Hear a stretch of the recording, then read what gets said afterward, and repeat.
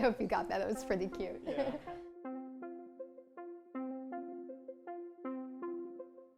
Hi, Erin Watkins. I am a volunteer for STAR, I'm a foster for STAR, and I'm also the volunteer coordinator.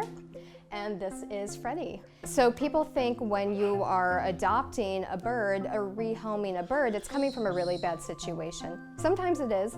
A lot of times it's not. I've had birds come that are extremely loved and treated extremely well their whole lives, but for whatever reason, their owners cannot care for them anymore. A parrot is rehomed an average of 7 times in their lives.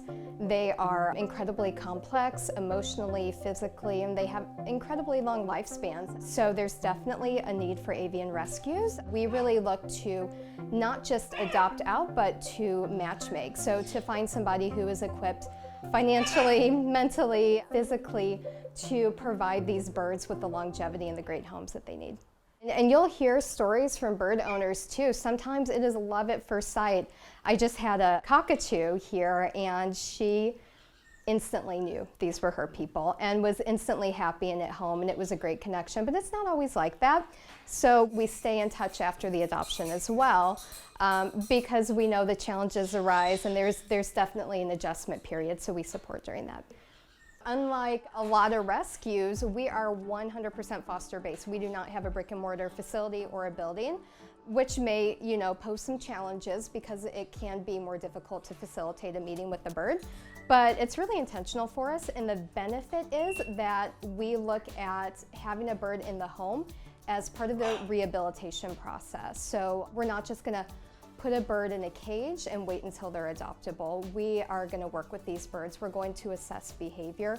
We're going to look for certain markers that'll help us make sure that the applicant that we pick will be a good match. So STAR is 100% volunteer and foster based. We have no paid staff whatsoever. And just like a business, we need help with everything. Bookkeepers, event management, marketing, IT. We've got a website. We have databases of animals that we have available and people who help us. So we're always looking for help. Nobody here works for a paycheck. We all do this around our full-time jobs and our lives and families and everything else, just out of a passion to give back and to help save these birds.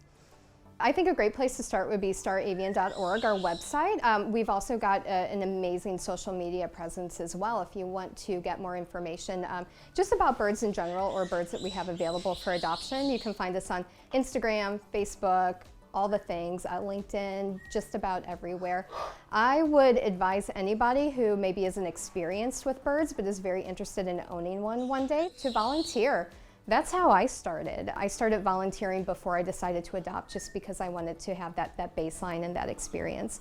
You can go to our website as well, fill out a volunteer application, and then we will reach out to you and see what skills or interests you have and match you within the organization.